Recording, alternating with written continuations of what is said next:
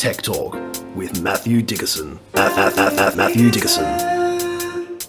Tech Talk. Tech Talk. Sit back and relax. It's time to talk technology. Hello, jet setters, and welcome to another high-flying, globe-trotting episode of Tech Talk with Matthew Dickerson. Today, above all days, we're leaning heavily into the age of information and technology, and to tell you all about that, I'm going to throw long distance to Matthew Dickerson all the way over in South Korea, of all places. Come in, Matthew. Are you there? Are you there, James? Are you there? Are you there? Yes, we're there. Yes, we're there together. We've done a whole range of different locations where we've recorded Tech Talk over the years. Obviously, COVID necessitated all sorts of strange things. I remember we did one walk along the riverside one time when you couldn't visit someone in your house, but you could go for a walk. But I'm not sure that I can remember ever doing one before when one of us has been overseas. So I think this is the first, James. There's been a couple of times we've had to reschedule because of visiting journeys all over the place. But we're doing we're using modern technology like it's supposed to be used. So hopefully the quality is coming through just as good for everyone. And I'm happy to tell you that I won't take a toilet break through the episode because I've taken multiple toilet breaks in my trip to South Korea so far because I just love playing with the toilets, James. I'm not sure when we're going to find... You love a good toilet. Well, don't we all? I'm not sure when we're going to finally get to the stage where we get toilets like we have, and lots of places have them. South Korea has them, Japan has them, so many controls on the toilet. But I've had a couple of embarrassing situations. One was I actually went and visited a friend in South Korea, and this was at her house, and went to the toilet, and I was looking at the control panel written in Korean, didn't have my phone with me so I couldn't translate, and I'm pressing various buttons standing beside the toilet, and before I knew it, the bidet stuck out and started squirting the wall on the other side of the bathroom. That brings a giggle. Well, when you have to explain to your friend that the water all over the wall and on the ground was not from me, but was from the toilet. It sounds like the sort of thing Frank Spencer might have done in the early 70s. That's right. And then the other one I had was there was a different one. This was in a motel room where the actual control panel could be removed from the toilet. And I just had these visions of my kids maybe, my wife playing tricks on me, sitting out in the main area of the motel room, using the control panel while I'm sitting on the toilet. And I tried to work out, why would I possibly need a remote control for my toilet? Because presumably the place that you want to use the toilet control is when you're on the toilet, not when you're out in the lounge room. So I couldn't quite work out why I could remove that and move around with it. But maybe it's for those relatives who just refuse to clean up properly. So you let them go in with the remote control. So you take control out of their hands and do it for them. That sounds reasonable. The abstainers, the toilet paper conscientious objectors. That's the one. So I do like the toilet. So I like to get more electronics in my life, and surely getting electronics in the bathroom is a fantastic idea. So I do like those toilets, but I do like the technology you see in different places. It's not always better technology than Australia, but it's just different technology. So anyway, we'll continue on. Enough toilet talk. I'll let you continue on. So more knickknacks for the Dickerson household, I guess. Oh, I'm tempted, James. I'm tempted. All right, enough of this toilet talk. Let's get stuck right into today's story, shall we? Sure. Now, we all know by now not to go diving onto the internet for a quick amateur self-diagnosis of our illness. That's because we know that there are people who are actually trained specifically for this job, and they're called doctors. And it's safer to spend your time with them than on Google. But what about post-diagnosis, folks? In the treatment phase, I mean. Matt, AI doctors are still a way off, but AI nurses, well, there's some potential there. And I don't want to downplay the importance of nurses, James. Nurses play an incredibly important role in our health system.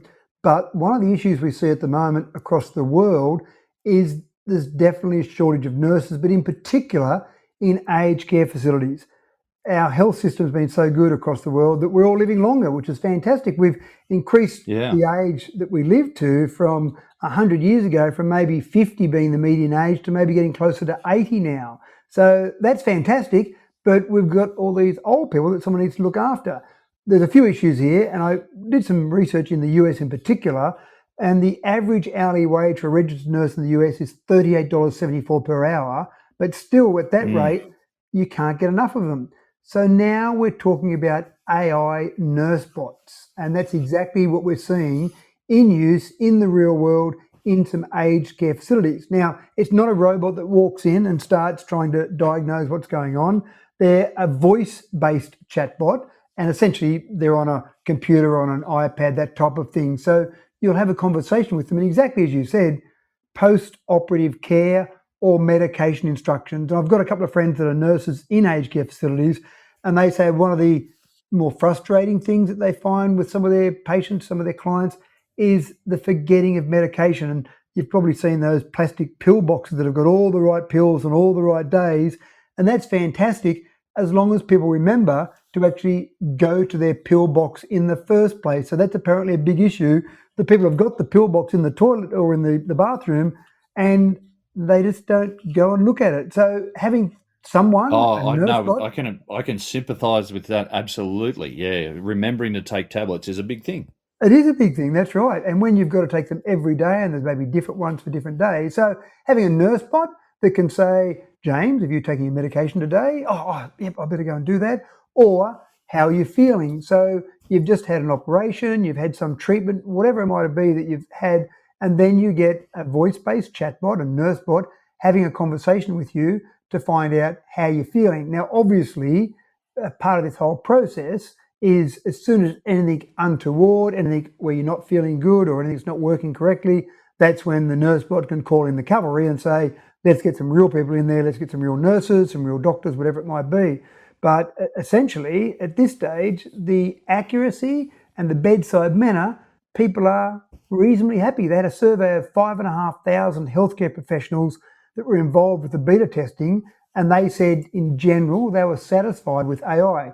I do actually like the name of it. It's called Hippocratic AI, obviously based on the Hippocratic Oath. And I'm assuming they are doing no harm in this scenario. But this is all to address this shortage we're seeing. And the estimation is that across the world, by the year 2030, there'll be a shortage of 15 million healthcare workers. So kids out there, if you want to know an industry to get into, then healthcare is obviously not a bad industry to get into. So essentially, we're talking about nurse bots replacing nurses, or not replacing, but supplementing nurses. Sorry, yeah, supplementing. No one's going to be losing their job over this. This is just a bit of support to help out. It is, that's right. And I think that's where a lot of people are talking about AI, the aim to complement rather than replace human workers in whatever the industry might be, and obviously in this industry in particular, just complementing those and still having the professionals on hand to help out if they can. So it's all going well so far. One of the things I did like about it is that they've got an empathy inference engine as part of the Hippocratic AI. So I think that just means it says things that make you feel okay about yourself. But in essence, it's a way that we're going forward, James, and I don't see this slowing down anytime soon. Amazing stuff.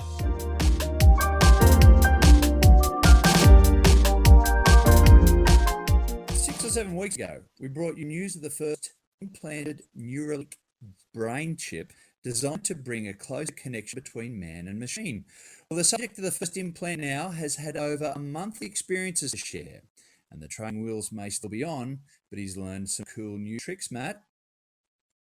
Cool new tricks indeed.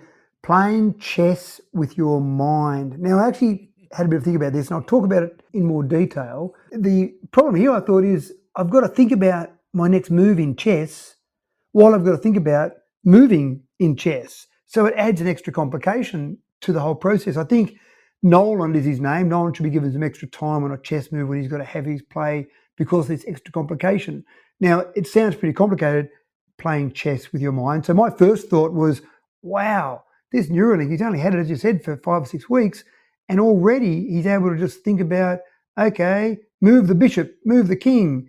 But it's not quite as good as it sounds initially, because what he's doing is he's playing computer chess, and what he's doing is he's controlling a cursor. And so they've then applied that to playing a game of chess. So in other words, he's only got to think about moving the cursor up or down or left or right, which sounds to me a lot simpler for something to interpret your brain waves when you've only really got 4 dimensions to move in, 4 movements to make, up, down, left, right, rather than, this is an interesting move now. Should I move my pawn on this go, or what should I do? That sounds a lot more complicated, but I'm still, don't get me wrong, I'm still impressed. And you don't have the computer to hear what you're thinking about planning ahead either, do you? Because you can hear you making your plans a couple of pieces down the track. Well, it might start moving them as well. You might be going, I'm thinking about moving my pawn. No, don't move my pawn. I'm only thinking about, that's it, my go's over. Too bad. That's right. So I do find this fascinating. I thought it would have taken a lot longer for them to get to the point where they're basically trying to interpret. It's like learning a new language. They're trying to interpret, when I see this brainwave, what is Nolan thinking about? Now, again, if I'm only thinking about up, down, left, right, that's one thing. But when you start to think about, yes, I'd like to move into the left lane with my car and accelerate to 60 kilometres an hour, wow, are they going to get to the stage where it's that accurate? And I suppose that's a big part of all of this process, that we don't really know where we're going with it. We've seen for a long time that we can read brain waves. There's some external pulse that's put out by the brain when we're doing things, but to actually interpret that, to get to the level of accuracy that we can interpret it to work out what we're actually thinking, that sounds quite incredible. He's talked about a few different things. Nolan Arbor is his name. So Nolan's talked about a few different things. He's playing Civilization 6. That was apparently a favourite game of his, because he's been paralysed below the shoulder after a diving accident, was how he ended up being part of this whole experimental process with Neuralink. So he's playing Civilization 6 again. He did an 8-hour session after the implant. And he says himself that the technology is not perfect yet. But again, I wouldn't expect it to be. This is the first person, remember, the first person in the world that's had some sort of chip installed in their brain. So I'd be very surprised if it was perfect from day one. Now, there was a bit of an issue, though, last month. Issues were reported with Neuralink's record keeping and quality controls on their animal experiments. Remembering that we did talk last time we spoke about this, that the FDA had finally given permission for Neuralink to start doing tests on humans, but maybe they'll rethink that after they look at their record keeping and quality controls. Maybe Elon sounds like something out of some of these scary movies we see, where they just ignore all the protocols and just go full steam ahead because they know they've got the solution, and then maybe some of the protocols are a good idea. So I'm not accusing Elon of that, of course. I would never do that, but maybe that's something that they need to think about. But I just think if we get to the stage where this works, things like people that are paralysed, again, Nolan's a perfect example, medical rehabilitation. I've seen people that have had strokes and they can't speak properly, but their mind's active and they're thinking lots of things. You can see it in their eyes, but they can't quite communicate that. Imagine being able to sit down and have a conversation via a computer with someone that can't speak any longer, but their brain's still quite active. So think about Stephen Hawking. I mean, some of the wonderful things Stephen Hawking did, and his body wasn't a fantastic body, but his brain obviously was. So I think there's lots of potential here. Playing chess, step 1, step 2, who knows what we're going to see next. Yeah, wow, this is an amazing space to watch.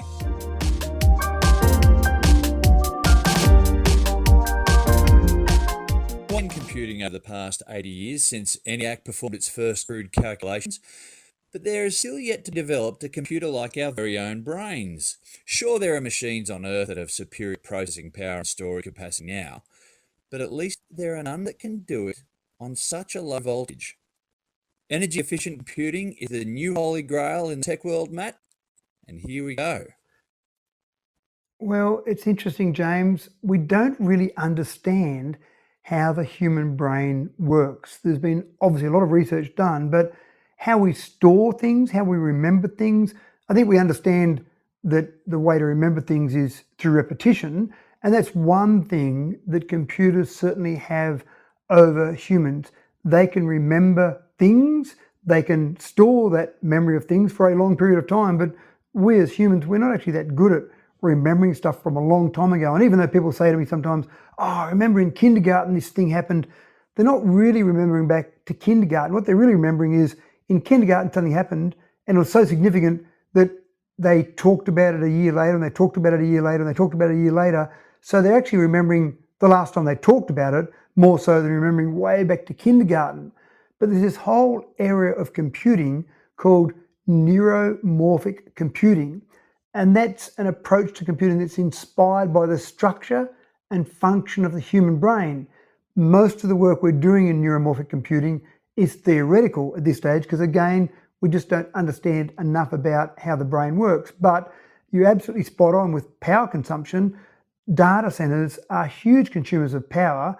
And I've had that question posed to me before. Are we actually better off using computers for, say, Zoom meetings or remote video conference meetings, or all the technology that's involved in making that happen? Are we actually better off getting in a plane and flying to a meeting?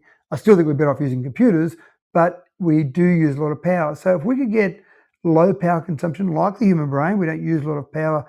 Some of my friends use a lot less power than other people, but if we could get at the stage where we're using low power consumption and that adaptability of the human brain and the processing capabilities, and that's one thing that computers haven't got, the creativity, the ability to take separate pieces of information and put them together.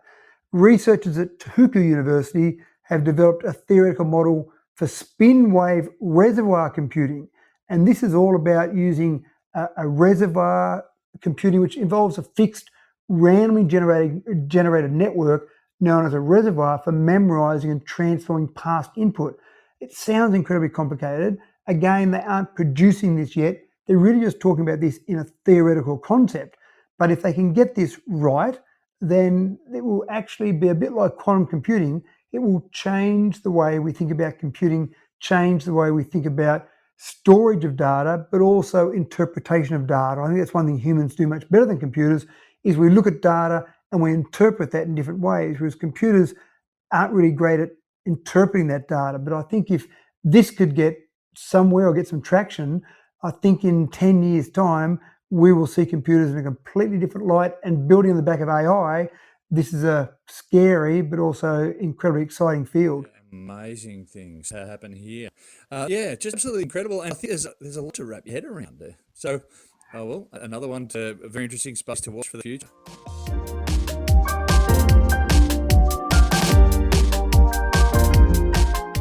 For many people, perhaps even most people, the name Fukushima is primarily regarded as a nuclear wasteland. And that's probably fair enough. People opposed to nuclear power generators, the Fukushima tragedy reinvigorated an argument that had been languishing from Chernobyl for a quarter of a century prior. The cleanup of the source, the plant itself, could take up to 40 years optimistically, and the area won't be inhabitable for at least another century. A big part of the problem is just getting in there to survey the damage. But is there a situation here now where drone technology can be a major advantage, Matt? Absolutely right. And we are going back 2011. So we're talking about 13 years ago. Yeah. But people still hear the name Fukushima and they know, or their first thought, I imagine for most people, is the nuclear power plant disaster there. I think it was a magnitude 9 earthquake and then a tsunami that caused the meltdown. The 3 reactors, number 1 reactor was obviously the most severely damaged. So what do we do about this? Well, we've seen a whole range of things that have occurred, covering it up and containing that radiation. But you can't just leave it like that. You've got to at some stage go through and clean up what's there.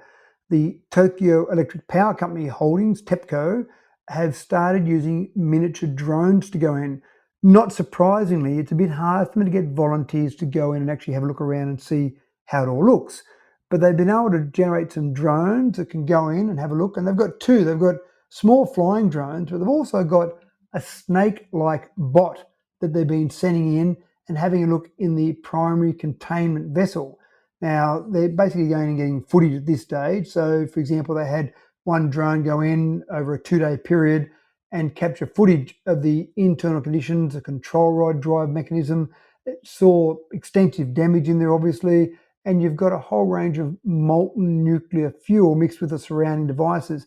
I haven't seen the footage yet. I'd be fascinated to see the footage and see exactly what it looks like inside there. But it's a pretty difficult job to clean it up. But without knowing what it looks like, it's an even harder job to clean it up. So they're sending these drones in and these snake-like bots to have a look at that. I was actually interested to see just how much radiation there was in there, but the drones have actually not been measuring radiation levels because they're trying to stay as lightweight and maneuverable as possible. They want the battery life to last as long as possible. So they haven't worried about putting any devices on there to actually measure the radiation. So dosimeters, what's the correct pronunciation for those? Ha! You're asking the wrong guy. I'm going to say dosimeter. Yeah, dosimeter sounds good to me. So essentially, they haven't had those on there. Obviously, they could send them in with dosimeters on there to look at that radiation level. But in general, they just want to see what it looks like in there. I'm probably just as interested to see the footage as I am to see what their next step is. What do they do once they see this footage? Because at some point, they've got to work out how they're going to take care of all this. Do they move it all away? Do they pour a bunch of concrete over the top of it? I don't know what the answer is. I suppose this is the point of this. They don't know what the answer is either, and they are using drones to look at what's there to see what their next step is, what their plan of attack is. But drones are used for so many things, so many good examples of drone usage. We see drones used in warfare as well, which is not so great a usage of a drone, but seeing drones used in this particular way, it's hard to imagine another device that they could get in there and look around in the same way a drone could to see what they've got to do about this issue.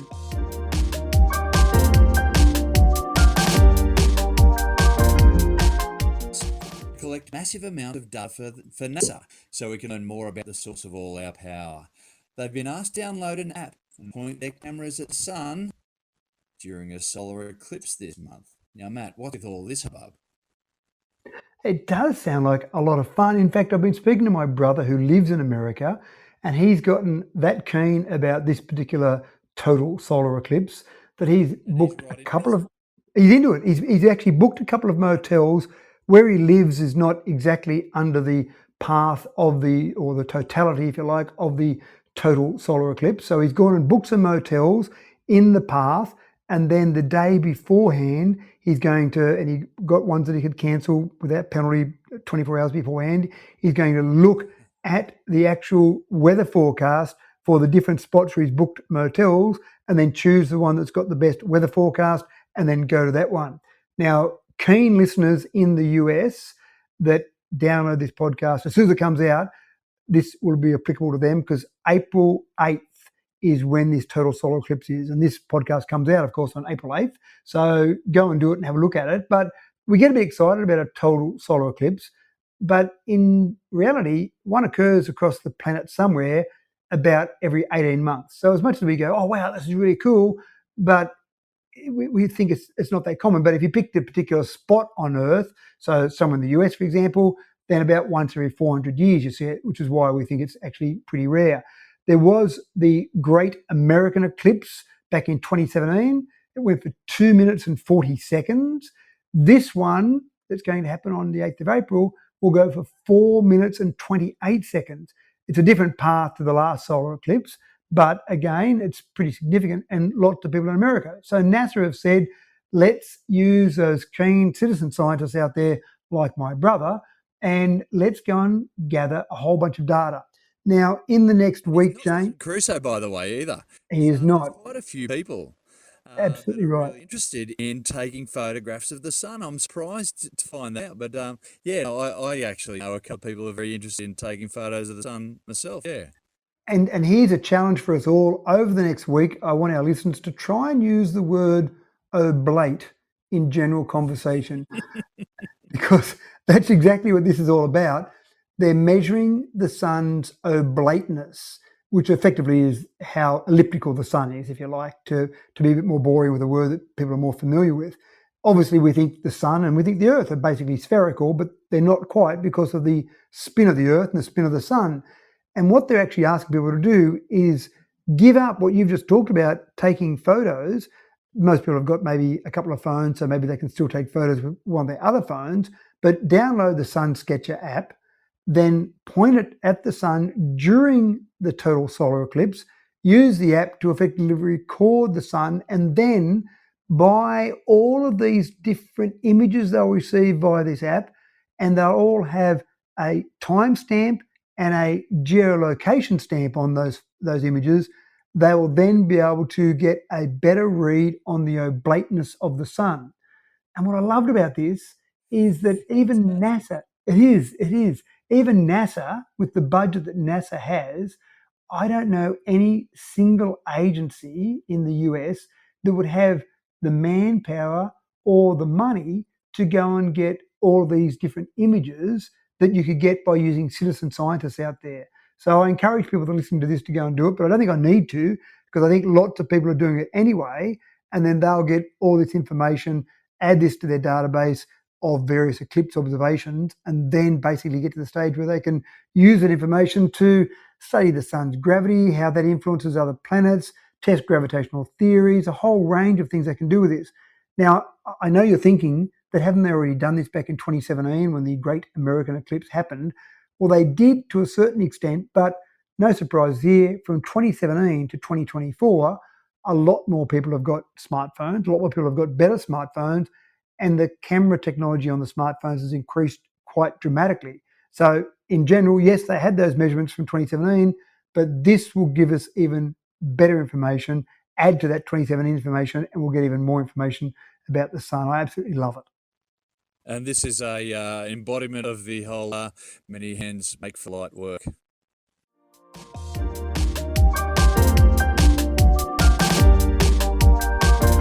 A lot's been happening in the world of AI since it really started to hit the headlines just over a year ago.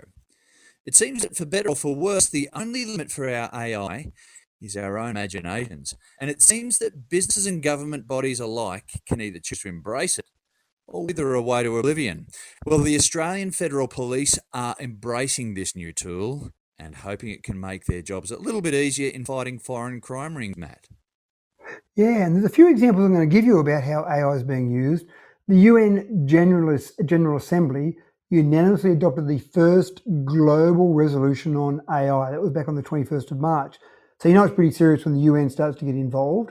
But there's a few different ways that we're seeing AI used on a daily basis. Now, you mentioned one there, AFP.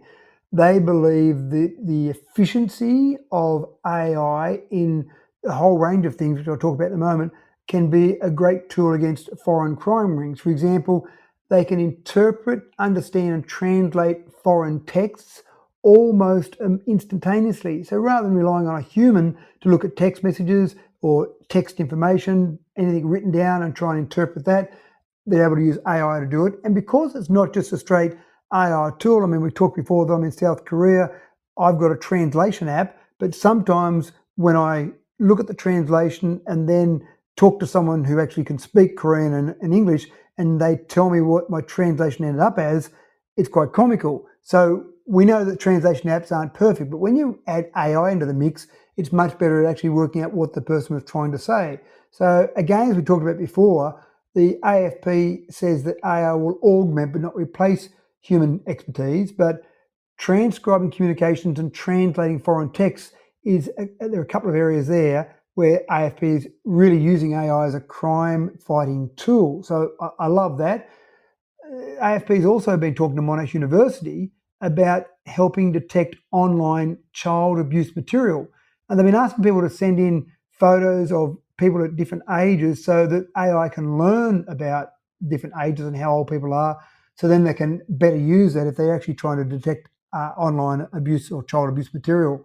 Suncorp said they're using AI for insurance claims. They're using geospatial data, historical data information to more rapidly assess customer properties. I mean, some people joke that an insurance company for insurance claims AI tool would be quite easy. It would just say no all the time, because that's what insurance companies sometimes seem to do.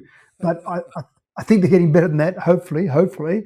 But again, Suncorp says that we think we can get the whole process to be more pleasant if we've got AI to speed up this process. And you've got even companies like SAP, a huge organisation, and they're using AI at an experimental stage at this stage to look at how businesses might be able to refine some of their workflow processes using AI. So I think you're right. I think what you said there is you either embrace AI or stand back and get knocked over by the various organisations, various businesses using that. And I think the AFP example is a perfect example. I know the crims out there are using AI. So if you're going to fight the crims, you probably need to be using a tool that's at least as good as what they're using.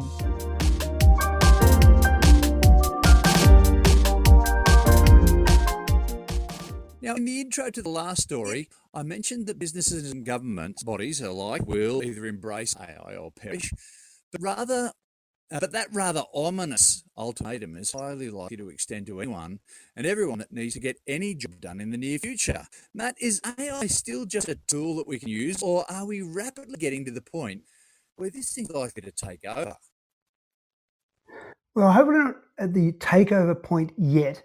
But continuing on with the last story about different things that are happening, I actually read this great article about a person who said, I'm going to just use AI in every aspect of my life for a 2-week period. I'm just going to say, pretend AI is taking over the world. What's going to happen? How's it going to work? And one of the things that That's an this interesting particular experiment when you break it down, isn't it? it is, I love the idea. And one of the things that certainly was the conclusion at the end of this is that this writer said that AI will be deemed crucial for maintaining employment irrespective of one's profession. And people say, sure, I go out and I dig holes to plant trees, and how's AI going to help me? And I can't answer that today, but I'm pretty sure that at some point in time, AI is going to have an influence on every individual profession. I mean, knowledge workers. That's right. There's things we haven't thought of yet, and someone it only requires someone to think about it, or even AI to find a solution for that. We can answer that through just using AI. So I can help Exactly. you. These things are just around the corner.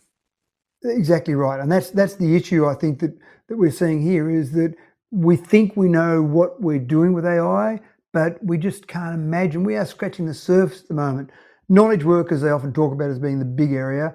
1 billion knowledge workers there are globally at the moment, and they definitely are going to be influenced by AI and how they do their job.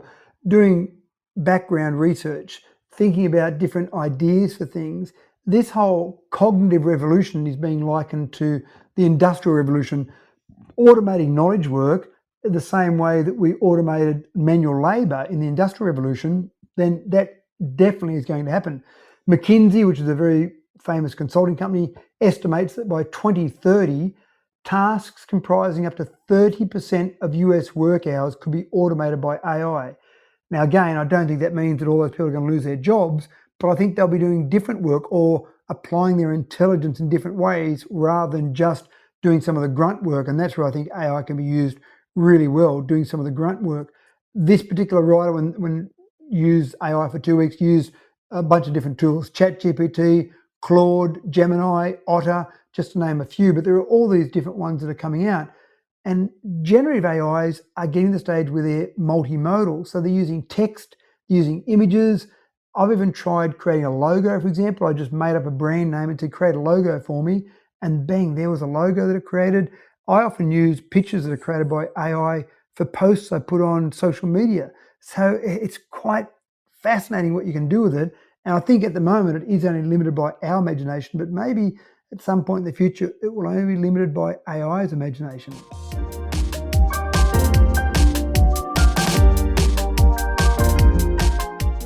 Well, the news about developments in EV technology just keeps getting better and better. Of course, battery technology is always going to improve, and it has done so just lately with some nifty breakthroughs in solid-state batteries, Matt. This has got a whiff a bit of stink about a sulphurous smell, but you got more information for us than that. Hopefully the smell will be contained within the battery, James. I do take your point that maybe it's a bit smelly. But we often hear talk about solid electrolytes and solid-state batteries. And essentially the concept here is if you use a solid electrolyte instead of the liquid or gel that are found in, say, current lithium-ion batteries, you can get better energy density. And that's what this is all about.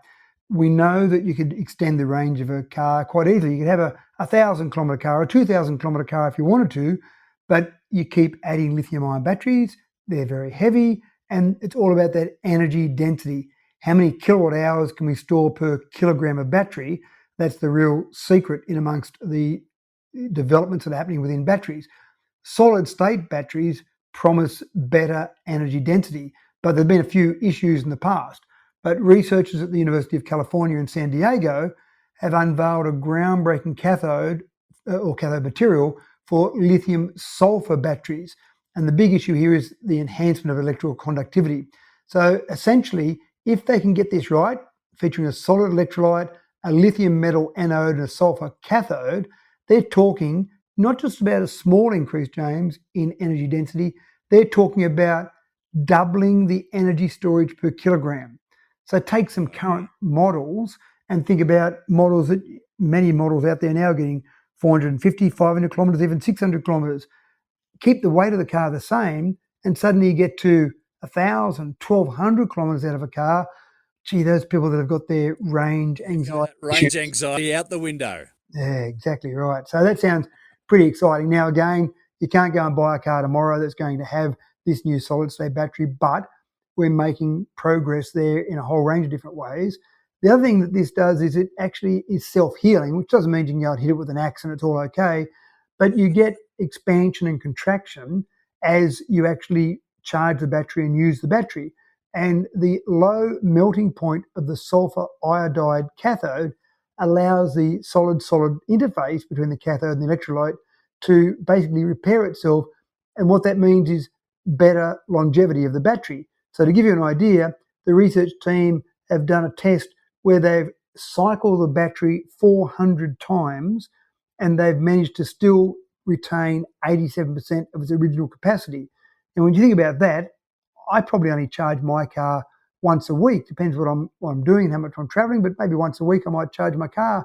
If I thought about that, that's effectively 8 years worth of cycles on my battery. And after 8 years, still having 87% of my original capacity sounds pretty attractive. So again, this is all about how do we keep improving the batteries and how do we get better energy density in our batteries. So people talk about solid state batteries. Lots of people go, I'll wait till I get one of those. Well, they might have one less excuse soon, James. Yeah, one less excuse indeed.